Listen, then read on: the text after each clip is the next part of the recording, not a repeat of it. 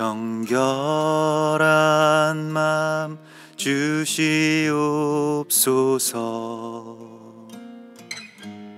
오 주님, 정직한 영을 새롭게 하소서.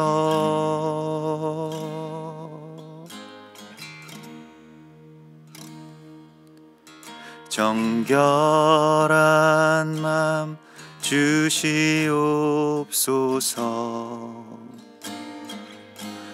오 주님, 정직한 영을 새롭게 하소서.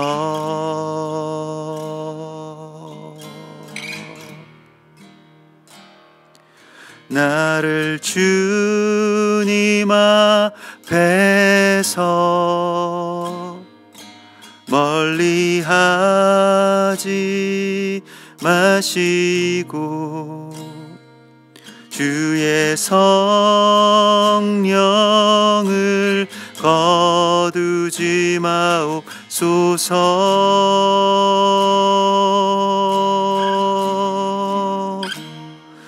그 구원의 기쁨 다시 회복시키시고 변치 않는 맘 내 안에 주소서.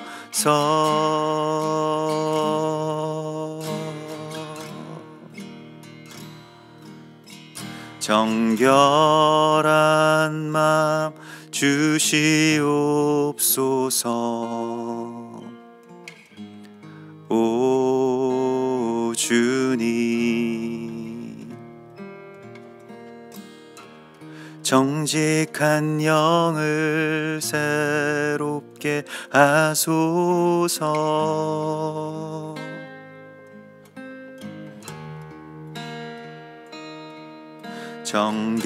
정결한 맘 주시옵소서.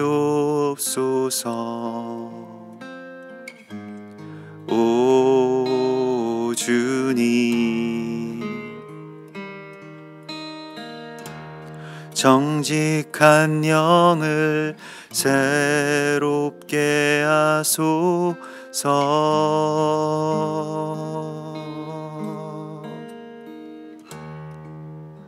오 주님, 참으로 우리에게 정한 마음을 창조하여 주시고 정직한 영을 새롭게 더하여 주시옵소서. 주님은 창조의 권능자이시오니 우리 안에 주님의 정직한 마음을 허락하여 주시고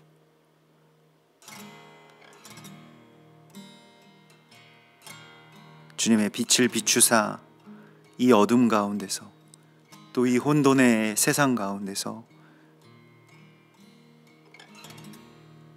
방주를 지을 수 있는 노아와 같은 자가 되게 하여 주시옵소서.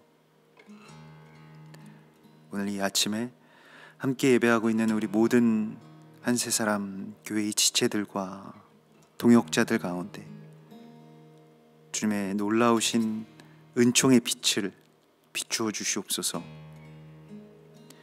거룩하신 예수와 메시아의 이름으로 감사하며 기도드리옵나이다. 아멘. 오늘 하나님께서 우리에게 주시는 말씀은 창세기 7장 1절에서 16절까지의 말씀입니다. 우리 약속의 말씀을 같이 한 목소리로 봉독하시겠습니다. 여호와께서 노아에게 이르시되 너와 내 온 집은 방주로 들어가라. 이 세대에서 내가 내 앞에 의로움을 내가 보았음이니라. 너는 모든 정결한 짐승은 암수 7씩 부정한 것은 암수 2씩을 내게로 데려오며 공중의 새도 암수 7씩을 데려와 그 씨를 온 지면에 유전하게 하라. 지금부터 7일이면 내가 40주야를 땅에 비를 내려 내가 지은 모든 생물을 지면에서 쓸어버리리라. 노아가 여호와께서 자기에게 명하신 대로 다 준행하였더라. 홍수가 땅에 있을 때에 노아가 600세라. 노아는 아들들과 아내와 며느리들과 함께 홍수를 피하여 방주에 들어갔고 정결한 짐승과 부정한 짐승과 새와 땅에 기는 모든 것은 하나님이 노아에게 명하신 대로 암수 둘씩 노아에게 나와 방주로 들어갔으며 7일 후에 홍수가 땅에 덮이니 노아가 600세 되던 해 둘째 달 곧 그 달 11의 날이라. 그날에 큰 기품의 샘들이 터지며 하늘의 창문이 열려 40주야를 비가 땅에 쏟아졌더라. 곧 그날에 노아와 그의 아들 셈, 함, 야벳과 노아의 아내와 세 며느리가 다 방주로 들어갔고 그들과 모든 들짐승이 그 종류대로 모든 가축이 그 종류대로 땅에 기는 모든 것이 그 종류대로 모든 새가 그 종류대로 무릇 생명의 기운이 있는 육체가 둘씩 노아에게 나와 방주로 들어갔으니 들어간 것들은 모든 것의 암수라. 하나님이 그에게 명하신 대로 들어가매 여호와께서 그를 들여보내고 문을 닫으시니라. 아멘. 우리가 이번 주에 이 노아라고 하는 이 토라 포션을 만나게 되면서 하나님께서는 이 세대의 노아와 같은 사람을 찾으신다고 말씀하시고 있습니다. 노아는 안위함이라고 하는 이름을 가진 사람이었고요. 그는 세상에 하나님의 안식을 또 하나님께도 당신의 안식을 그렇게 올려드릴 수 있는 그러한 이 땅의 사명자들 또 예배자들의 다른 이름이기도 합니다. 세상은 이해할 수 없는 방식의 삶을 살아가는 자들의 모습, 그 모든 아버지이기도 하죠. 그래서 산에 배를 짓는 것과 같은 그러한 일들을 하는 분들이 계십니다. 하나님의 사명에 따라서 또 하나님의 때를 준비하면서 산에 방주를 짓는 것과 같은 일을 합니다. 보통 배는 물에다가 띄우기 위해서 또 바다나 강이나 호수에 그렇게 띄우기 위해서 그 곁에 짓기 마련인데요. 산 위에 떠 있는 그 배, 그것이 바로 방주이고 또 그것을 세워나가는 이 노아의 모습을 오늘날의 이 교회를 이루어가는 그런 우리들의 모습으로 그렇게 보여주시고 있습니다. 그래서 역설적이게도 이런 풍랑과 비바람이 세차게 부는 상황 가운데서 하나님께서 우리에게 말씀을 하시는 것은 평안이죠. 예수와께서 그 풍랑이는 밤바다에서 그 베개를 베고 주무셨던 것과 같죠. 야곱의 돌베개와 같죠. 우리에게 지금 필요한 것은 안식이고 또 우리가 그런 안식의 통로가 되어야 함을 노아를 통해서 우리에게 보여주시고 있습니다. 어떻게 하면 우리가 안식할 수 있겠는가? 안식이라고 하는 것이 정말 이러한 그 모든 이 절체절명의 위기 가운데서 그냥 단순히 외면해버리고 많은 일이 아닐 것인데 참된 안식이 어떻게 우리 가운데에서 세워질 수 있겠는가? 안식의 방주를 우리가 어떻게 세울 수 있겠는가라고 하는 것에 대한 질문을 이번 주에 토라 포션을 통해서 하나님께서 우리에게 하시고 있습니다. 그래서 우리가 안식일을 세우는 것도 역시 마찬가지고요. 또 안식의 통로가 되기 위해서 하나님의 말씀을 온전하게 순종하면서 그 안식을 이제 우리 주변에 있는 우리에게 맡겨주신 그 생명들에게 안식을 전하는 또 안식을 이루어가는 일이 바로 우리의 사명이고 이 세대를 맡은 우리의 사명이라고 주께서 말씀을 하시고 있습니다. 그래서 오늘 주님께서 이 완성된 방주 안으로 노아에게 이렇게 말씀을 하십니다. 너와 내 온 집은 방주로 들어가라, 이렇게 말씀을 하시고 있죠. 사도행전에서도 주 예수를 믿으라, 그리하면 너와 내 집이 구원을 얻으리라, 이런 말씀을 주십니다. 그래서 노아 한 사람의 순종을 통해서 하나님께서는 그의 온 집이, 이것은 오이코스라고 또 헬라어로는 이렇게 말을 하죠.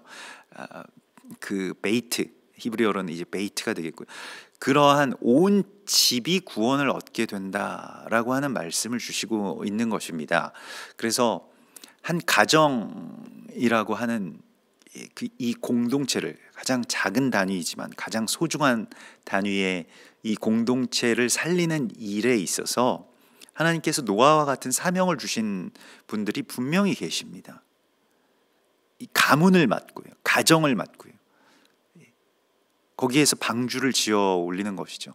계속해서 보혈을 선포하고 성령의 기름 부으심을 한 방울 한 방울씩 받아서 결국 그 가정 전체를 다 방주로 그렇게 만들어가는 그런 그 외로움의 싸움들을 이 노아를 통해서 우리에게 보여주십니다. 그리고 마침내 그의 온 집이 구원을 얻게 되는 이런 이야기를 우리가 보게 됩니다. 여리고성의 기생 라합도 마찬가지였죠. 자신이 하나님께 대하여 또 하나님의 백성에 대하여 그 문을 열고 또 그들을 보호하는 것을 통해서 하나님께서는 그의 온 집을 구해 주십니다. 그것뿐만이 아니라 그냥 그런 공로뿐만이 아니라 예수와의 족보에 이름을 올리게 되는 그러한 사람이 되죠. 역시 라합도 마찬가지로 그 세대를 본받지 않고 방주를 지어 올리는 사람이었습니다. 안식을 가져다 주고요, 또 주님의 사람들을 보호하고요. 우리가 쉰들러 리스트처럼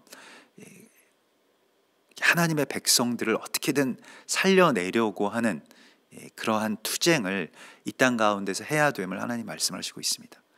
나만 면하고 구원을 얻겠다라고 하는 이 생각에서 빠져나오는 것, 그래서 나는 죽으면 죽으리라 라고 하는 에스더와 같은 그러한 결단으로 많은 사람들을 살려내기를 원한다라고 하는 그 사명 가운데로 들어가는 것이 바로 이 노아의 이야기였고 또한 우리의 이야기여야 함을 하나님 말씀을 하십니다. 그래서 오늘 주께서 말씀하시는 것은 이제 너와 내 온 집은 방주로 들어가서 구원을 얻게 될 것이다 라고 말씀을 하시면서 이 구원의 단위라고 하는 것이 오늘날의 이 개인주의적인 사회에서는 그냥 다 개인 구원에 초점이 맞춰져 있습니다. 한 사람이 그냥 그 구원은 다 각자이고 한 사람의 어떤 선택으로 말미암는 것이라고 하는 것을 그 은연중에 우리가 다 상식화되어 있죠. 그래서 내가 교회 다니기로 선택하면 구원을 받는 것이고 아니면 아닌 것이고 이렇게 되지만 성경에서는 그렇게 말씀하고 있지 않습니다. 내가 구원을 받는다라고 한다면, 내가 주님을 믿고 구원을 받는다고 한다면 나뿐만이 아니라 나와 온 집이 구원을 받겠다라고 주님께서 말씀을 하십니다. 더 좋은 거 아닙니까? 근데 왜 그걸 개인에게 이렇게 그 각자에게 분리해서 이렇게 맡기는지를 모르겠습니다만은, 내가 하나님을 믿게 되면 우리의 가정에 참된 평안이 들어오게 되죠. 그러니까 우리가 식구들을 전도한다, 어떻게 한다라고 했을 때 물론 영적인 싸움들이 있고 어디 저항이 있고 거기에는 핍박이나 거부가 있을 것입니다만은, 그러나 주님의 평강이 나를 통해서, 그 평강의 사람 이 노아와 같은 나를 통해서 그 가정 가운데 계속해서 흘러가는 것을 보게 되면 이제 세상에 우리가 지혜롭고 현숙한 여인에 대한 말처럼 그의 가족들이, 그의 자녀들이, 그의 남편이, 그의 아내가 그렇게 그에게 말한다는 것입니다. 세상에 아름다운 자도 많고 부유한 자도 많고 지식 있는 자도 많지만 당신과 같은 사람을 통해서, 또 어머니와 같은 사람을 통해서 내가 구원을 얻게 되었습니다 라고 하는 그 고백이 있을 것이라고요. 우리가 꼭 그 고백을 얻기 위해서 하는 일은 아닙니다만은, 이제 그러한 그 구원의 통로로서, 또 구원의 기둥으로서 노아와 같이 서라고 주님께서 말씀을 하십니다. 우리는 온 집에 대한 사명이 있는 자들입니다. 노아가 그 가정을 지키기 위해서 섰던 것과 같이, 또 하나님의 말씀에 온전하게 순종했던 것과 같이 우리에게도 그러한 사명이 있다고 말씀을 하시고 있습니다. 그러면서 계속 이 노아의 이야기 가운데서는 세대에 대한 말씀을 주시는데요, 이 세대에서 네가 내 앞에 의로움을 내가 보았음이니라 라고 말씀을 하시죠. 그래서 이 세대라고 하는 것이 무엇이냐면 이제 노르라고 해서요, 히브리 말로는 이게 회전하다라고 하는 뜻입니다. 마치 회전문처럼 계속해서 이 그 회전하는 어떤 한 세대의 사이클이 있다는 것입니다. 이걸 우리가 알아야 되는데, 그 세대와 세대가 그냥 단절되어 있는 것이 아니라 한 사이클이 돌면 또 다른 세대가 이제 시작이 되는데, 그 한 사이클의 세대라고 하는 것이 창조와 심판의 사이클이 됩니다. 이 일들이 물론 몇억 년, 몇천 년, 몇만 년의 어떤 시간에서 이 처음 시작점과 끝점이 물론 있을 것입니다만, 이것이 야곱의 사다리처럼 또 우리의 이 DNA 구조처럼 이렇게 그 이중 회전으로 이렇게 올라가는 그러한 그 회전의 세대가 됩니다. 그래서 이 세대라고 하는 것을 우리가 주목해야 됩니다. 우리의 세대, 우리가 어떤 세대에 살아가고 있는, 우리는 현대라고 하는 세대를 살아가고 있죠. 근대를 지나서 이 현대라고 하는 이 세대를 살아가고 있고요. 또 내가 태어난, 또 내가 자라고, 또 내가 장성하고, 또 내가 늙어갈 이 한 세대의 사이클 안에 하나님께서 우리 가운데 맡겨주신 사명이 있다는 것입니다. 그러므로 그것이 그냥 작은 이 몇억 년의 어떤 아주 작은 일부분이 아니라, 이것이 이 세대 전체가 또 다음 세대와 연결되어 있고, 그 이전 세대와 연결되어 있고, 전체 세대를 구성하는 것이기 때문에 우리가 우리 세대에서 우리의 이 시대와 또 우리 현 시대와 나의 현재의 삶이 굉장히 중요한 의미를 갖는다는 것입니다. 그런데 오늘 주님께서는 이 도르, 회전한 이 세대에 대하여서 여러 가지의 그런 사명들을 우리 가운데 말씀을 하시는데요. 마가복음 그 9장에 보면 대답하여 이르시되 믿음이 없는 세대여, 내가 얼마나 너희와 함께 있으며 얼마나 너희에게 참으리요, 그를 내게로 데려오라, 이렇게 말씀을 하시죠. 그래서 믿음 없는 세대에 대해서 꾸짖으시고 있는데, 그게 어떤 일입니까? 변화산에서 내려오시다가 그 계속해서 이 간질에 걸려서 거품을 물고 쓰러지고, 또 그 귀신 들린, 그 말 못하게 하는 귀신 들린 이 아이에 대하여서 아버지가 간청하는 장면을 우리가 보죠. 그래서 할 수 있으시다면, 이게 지금까지는 기도해도 안 됐는데 할 수 있으시다면 주님께서 이 아이를 낫게 해주십사 하는 그러한 간청을 하기 위해서 아버지가 아들을 데리고 아들을 들쳐업고 이제 온 것이죠. 그때 하신 말씀이 이 세대에 대한 그런 탄식이었습니다. 예수께서 탄식하여서 내가 이 믿음이 없는 세대여, 내가 너희와 얼마나 함께 있을 것이냐. 그래서 이 말 못하게 하는 그런 귀신에 들린 세대에 대하여서 그 아버지가 그를 들쳐업고 예수께로 나오고, 예수께서는 또한 그러한 종류의 이 세대의 죄악을 그 안에서 끊어내는 것은, 그 세대가 사로잡혀 있는 어떤 영의 결박을 끊어내는 것은 기도와 금식 외에는 이루어질 수 없다라고 주께서 말씀을 하시죠. 이것이 우리에게 사명, 이 세대에 대한 사명이라고 말씀을 하시고 있습니다. 그래서 주님께서는 계속 이 세대가 지나가기 전에 이 일이 이루어질 것이다 라고 하는 말씀을 하셨고요. 우리가 이 땅 가운데서 이 세대의 사명이 있음을, 또 이 세대가 어떤 지점 가운데 와 있음을 우리가 분명히 알아야 되는데요. 특별히 이 세대는 이스라엘이 회복된 세대입니다. 1968년부터 이제 그 예루살렘이 회복되고, 1948년부터 이스라엘이라고 하는 나라가 세워지고, 지금 2020년에 또 한 번 이제 그 새로운 그런 이스라엘의 많은 변화들이 지금 있는데요. 이러한 상황 가운데서 하나님께서 그 이스라엘이라고 하는 그 나라와 또 그 민족의 상태가 굉장히 우리에게 중요한 것을, 어떤 중요한 지표가 되는 것을 항상 보여주셨죠. 그래서 그 세계와 다 연결되어 있고요. 이스라엘이 회복되는 그 당시에 1967년, 68년, 69년 그 당시에 미국은 아주 치열하게 월남에서 이 공산주의와 또 전쟁을 벌이고 또 제대로 승리하지 못했던 것을 우리가 보게 됩니다. 여러 가지 어떤 세계의 정황과 이스라엘은 그 연결고리로 그렇게 연결이 되어 있습니다. 한 매듭으로 묶어져 있다는 것이죠. 그래서 우리가 지금 이 세대에 대한 책임, 또 이 세대에 대한 사명이 있음을 예수님은 계속해서 우리에게 각성시키시고 있습니다.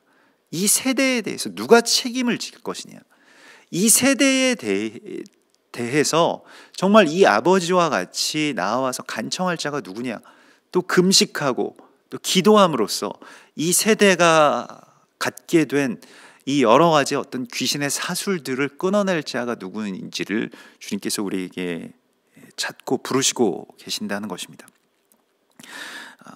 그래서 디모데전서 6장 17절에서는 내가 이 세대에서 부한 자들을 명하여 마음을 높이지 말고 정함이 없는 재물에 소망을 두지 말며 오직 우리에게 모든 것을 후히 주사 누리게 하시는 하나님께 두며 선을 행하고 선한 사업을 많이 하고 나누어 주기를 좋아하며 너그러운 자가 되게 하라.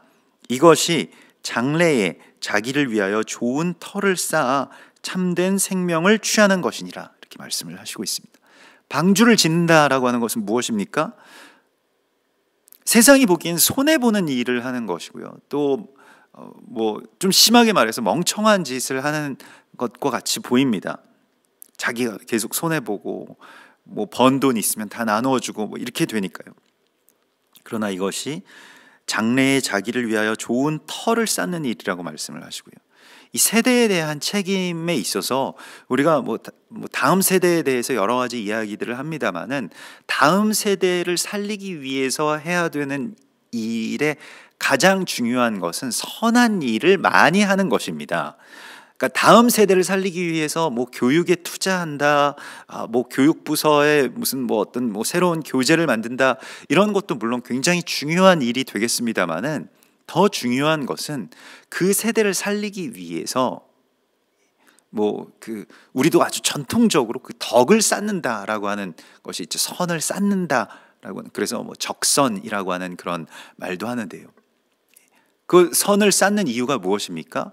이 쌓아놓은 선으로 내가 잘 되기 위해서, 내가 칭송받기 위해서가 아닙니다. 내 자녀들이, 이 다음 세대가, 이 세대가 온전하게 살기 위해서 선을 쌓는 것이죠. 그래서 정말로 우리가 뭐 그런 환난을 맞았을 때에도 그렇게 그 선을 쌓아놓은 부자들은 뭐 우리가 뭐 경주 최부자 이야기도 들었습니다만은 그 마을에서 막 이 사람들이 뭐 폭동이 일어나고 가난한 자들이 막 다 일어나서 부자들 것을 빼앗고 할 때에도 그렇게 선을 행한 이 부잣집에는 쳐들어가지 않았다는 것이죠. 그 공산당 청년들이요.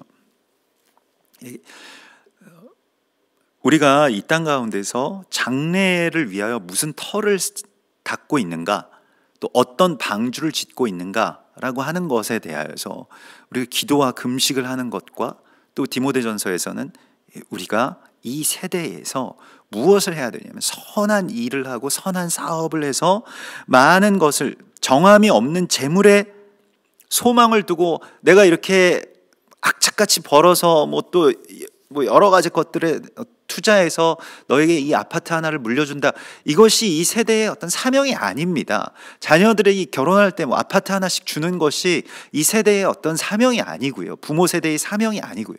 이제 그런 것에서 우리가 뭐 이제 그렇게 할 수도 없지만, 이제 그런 것에서 빠져나와서 나는 이 세대를 위해서 선한 일을 하나님 앞에서 그렇게 세워 놓았음을 하나님 보신다고 말씀을 하시고 있습니다. 이것이 우리의 세대에 대한 사명이고요, 또 기도의 사명이 있고요, 금식의 사명이 있습니다.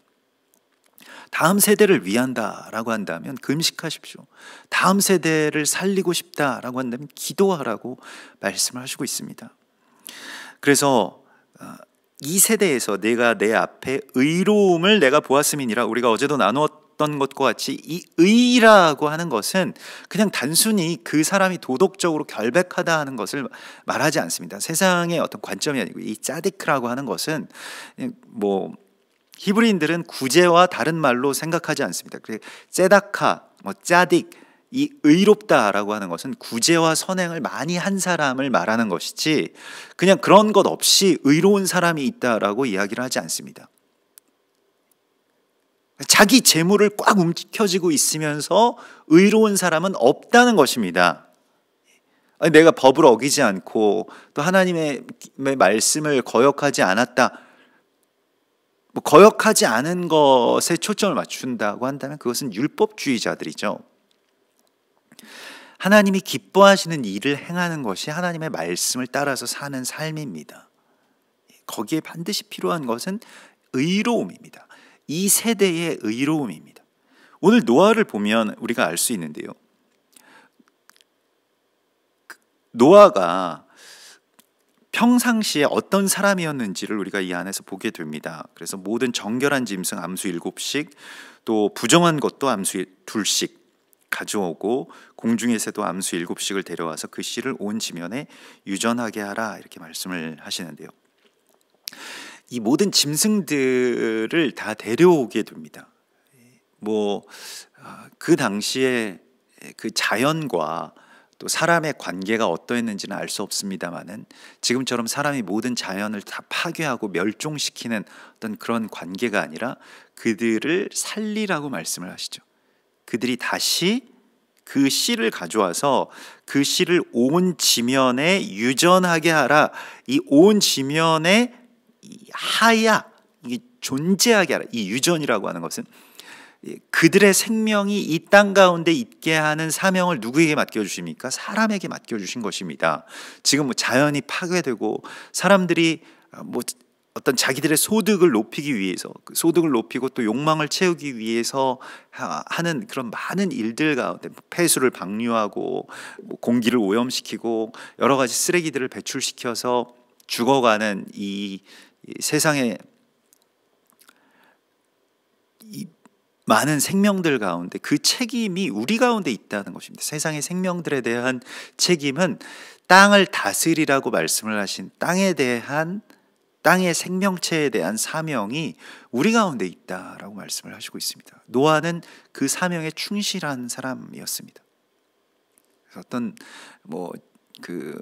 이 짐승에 대하여서 우리가 이 너무 경시하는 것이나 또한 너무 사랑하는 것, 이 둘 다 좋지 못한 어떤 모습입니다. 이 생명체에 대한 어떤 사명이 우리 가운데 필요한 것이고요. 그러니까 그들이 이 땅 가운데 온전하게 존재할 수 있도록 하는 것이 우리의 사명이고요. 우리가 그것을 소유하거나 아니면 우리가 그것을 방치하거나 해서는 안 된다고 주께서 말씀을 하시고 있습니다. 그래서 사람을 살리는 것, 또 생명을 하나님께서 창조하신 이 피조물들을 살리는 것이 우리의 사명이라고 말씀을 하시고요. 또 여기에 정함과 부정함의 구별이 나오죠. 짐승들에 대한 정함과 부정함의 어떤 그 구별들이 레위기에 자세하게 이제 11장에 나오게 되겠습니다만은 오늘 이 말씀 속에서 정함과 부정한 짐승들을 다 방주에 태우라고 말씀을 하시죠. 정한 짐승들만 태우면 나중에 이 홍수가 끝났을 때 다 세상에 정한 짐승들만 있기 때문에 더 좋지 않았을까? 부정한 것들은 어차피 부정한 것이니까 다 멸종시키는 것이, 도태시키는 것이 맞지 않았을까? 이런 생각을 우리가 할 수 있겠습니다만은 이 정함과 부정함이라고 하는 것은 하나님께서 이 정함을 이제 타호르라고 말씀을 하셨고 부정함을 이제 타메라고 말씀을 하셨는데, 타오르는 말 그대로 순수하다, 또 깨끗하다, 성결하다, 정하게 되었다라고 하는 그런 뜻이 됩니다. 근데 부정함의 이 타메라고 하는 것은 원래는 그렇지 않았는데 더럽혀졌다는 것입니다. 그게 이제 부정함의 의미가 되겠습니다. 그 더럽혀졌는데 그 더럽혀진 것을 그대로 방치하는 것이 아니라 이 부정함은 그냥 부정함으로 끝난 것이 아니라 더럽혀진 것을 깨끗하게 씻을 수가 있는 것이죠. 그래서 부정함이라고 하는 것은 정함을 갈망하는 상태를 말하는 것입니다. 그래서 이 부정한 것을 태우라고 말씀을 하시죠. 지금 보기엔 더러운데 여기에 깨끗한 옷을 입히고 물로 씻기고 보혈로 덮고 그렇게 정하게 되는 것이다 라고 주님이 말씀을 하시고 있습니다. 그래서 이 부정함을 깨닫는 것이 정함으로 나아가는 첫 번째 길이 되는 것이고요. 또 여기에서부터 시작되는 하나님의 이야기들이 있습니다. 그래서 이사야서 6장에 보면 이사야가 하나님의 임재 앞에 섰을 때에 화로다 나여 망하게 되었도다. 나는 부정한 중에 하나님을 배웠고 입술이 부정한 중에 그 주님 앞에 나오게 되었구나라고 하면서 탄식하는 그런 장면을 우리가 보게 되는데요. 부정함을 깨닫게 되는 것은 역설적으로 가장 거룩하고 가장 성결한 주님 앞에 설 때에야 비로소 우리는 스스로의 부정함을 알게 됩니다. 그래서 부정하다라고 하는 것은 어쩌면 하나님과 가장 가까운 상태에 있는 것이라고 할 수가 있겠습니다. 그래야 내 부정함을 또 이 부정함을 그렇게 자각하게 되기 때문에 그렇습니다. 그래서 부정함은 정결함을 통해서만 알게 되는 것이죠. 그래서 주님께서 이러한 모든 생명체들을 방주에 태우고 그들이 이 세상 가운데에 다시 존재할 수 있도록 하야 할 수 있는 상태가 되게 하라. 그래서 이 창조를 보존하라. 하나님께서 창조하신 이 세상과 생명들을 지키라 라고 주께서 우리에게 말씀을 하시고 있습니다. 이들의 이 생명에 대한 사명을 가지라고 하시고 있습니다. 그래서 지금부터 7일이면 내가 40주야를 땅에 비를 내려 내가 지은 모든 생물을 지면에서 쓸어버리리라 이렇게 말씀을 하시는데요. 노아의 홍수는 신약에서 어떤 사건과 연결되어 있습니까? 노아의 홍수는 물론 그 요한계시록에 나오는 이 하늘에서부터 불비가 내려서 이 온 세상이 불에 덮이게 될 것이고 그 불에 타 죽게 될 것이다 라고 하는 그러한 이 불심판과 연결이 됩니다마는 또 다른 장면은 노아의 홍수, 이 물속에 사람들이 다 빠져서 죽게 되는 이 홍수의 이야기는 세례와 연결되어 있습니다. 그래서 누가복음 3장 16절에 보면 요한이 모든 사람에게 대답하여 이르되 나는 물로 너희에게 세례를 베풀거니와 나보다 능력이 많으신 이가 오시나니 나는 그의 신발끈을 풀기도 감당하지 못하겠노라. 그는 성령과 불로 너희에게 세례를 베푸실 것이다 라고 이렇게 말씀을 하시죠. 이 물 세례라고 하는 것이 무엇입니까? 세례 요한이 물 세례를 베풀면서 했던 말은 회개하라, 하나님의 나라가 가까웠다 라고 하는 것이었습니다. 세례라고 하는 것은 자아의 죽음을 의미하는 것입니다. 자아가 먼저 죽어야 예수께서 오셔서 거듭남의 역사를 행하실 수가 있게 되는 것입니다. 부활이 있게 되는 것이죠. 죽지 않고 부활이 없는 것입니다. 거듭남이 있을 수가 없는 것입니다. 거듭남이라고 하는 것의 전제는 사람이 한번 죽어야 된다라고 하는 것인데요. 그 지점이 바로 세례에 있는 것이죠. 세례라고 하는 것은 단순히 어떤 종교적인 예식으로 성수를 뿌리면 그 사람이 정결하게 되는 것이 아니라 회개의 어떤 깊은 물속으로 빠져 들어가는 것입니다. 나는 죽을 수밖에 없는 죄인입니다. 나는 오늘도 정말 죽을 수밖에 없는 죄인이기 때문에 사도 바울이 그렇게 고백했던 것과 같이 나는 날마다 죽노라 이렇게 되는 것이 세례이고 이것이 노아의 홍수의 이야기입니다. 우리는 다 이 심판의 물에 빠져서 죽을 존재들이죠. 하나님께서 우리를 이 물 위로 떠오르게 하시면서 예수님을 바라보면서 말씀하신 것과 같이 예수님께서 그 물 위로 올라오실 때에 하늘이 열리면서 어떤 말씀을 주십니까? 이는 내 사랑하는 아들이요 내 기뻐하는 자라 라고 하는 말씀을 주시는 것이죠. 이것이 세례의 기쁨이고 완성이고 이것이 노아의 방주가 이루어내는 일이라고 말씀을 하시고 있습니다. 그래서 우리가 참된 세례를 받아야 되겠는데 이 세례의 전제가 되는 것은 세례의 전제는 우리가 죽을 수밖에 없는 죄인이라고 하는 것이고요.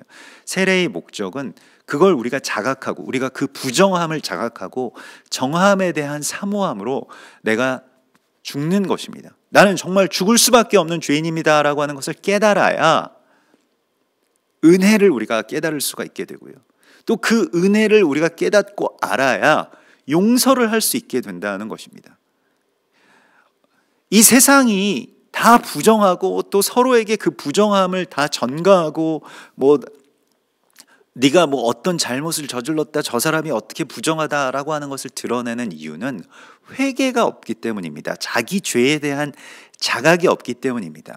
자기 죄에 대한 자각이 있고 거기에 대한 회개가 있고 그렇기 때문에 이 죽을 수밖에 없는 죄인을 살려주신 주님 앞에 겸손하게 엎드릴 수밖에 없는 자들은 결코 정죄하거나 분노함을 갖게 마련이죠. 이 세대가 왜 다 분노합니까? 모든 대상에게 왜 다 분노하고 있습니까? 그리고 그 분노하는 것이 힘이라고 가르칩니까? 회개가 없기 때문입니다. 또 회개가 없고 은혜가 없기 때문이죠. 우리는 그런 많은 은혜를 입은 자의 감격 속에서 어떻게든 많은 사람들을 살리고, 지금은 좀 부정해 보일지 몰라도 그를 방주에 태워서 다시 정결케 해서 하나님 앞에 온전하게 드려야 될 제사장의 사명을 갖고 있다고 주께서 말씀을 하십니다. 우리가 그러한 이 생명을 맡은 제사장으로서 노아와 같이 나와 온 집과 또 나에게 맡겨주신 모든 생명들을 살려내는 그러한 믿음의 노아가 되기를 소망합니다. 우리 같이 기도하겠습니다. 하늘에 계신 우리 아버지시여, 이름이 거룩히 여김을 받으시오며 나라의 임하옵시며 뜻이 하늘에서 이룬 것 같이 땅에서도 이루어지이다. 오늘날 우리에게 일용할 양식을 주옵시고 우리가 우리에게 죄 지은 자를 사하여 준 것 같이 우리 죄를 사하여 주옵시고 우리를 시험에 들게 하지 마옵시며 다만 악에서 구하옵소서. 대개 나라와 권세와 영광이 아버지께 영원히 있사옵나이다. 아멘.